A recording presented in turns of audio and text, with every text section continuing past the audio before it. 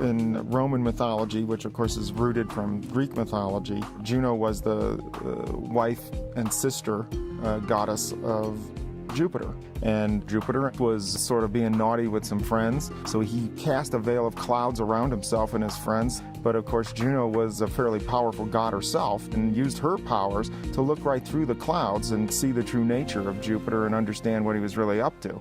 And that's exactly what the Juno spacecraft does for us, is that it goes there with special instruments in a special orbit and uses its powers to see right through Jupiter's clouds and understand its true nature, which is holding these secrets for us about how the solar system formed and where we all came from.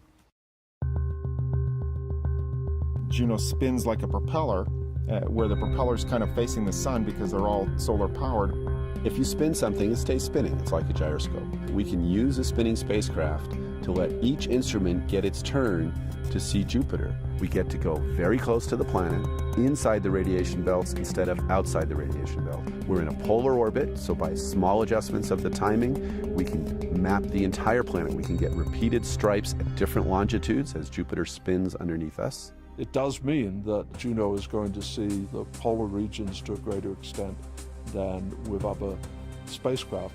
But I think the most important thing is that it gets in very close to the planet as part of that ellipse, brings it in a few thousand miles above those cloud tops, very close, near the equator. We're going to go over the poles of Jupiter. That means we can study the magnetosphere in a different way. A magnetosphere is the sphere of influence of a magnetic field. So a planet that has a magnetic field has a magnetosphere when its sphere of influence extends beyond the planet out into space and affects the region around it. The magnetosphere of Jupiter is vast. So if you think of Jupiter being 10 times the size of the Earth, and the magnetosphere is 100 times the size of Jupiter.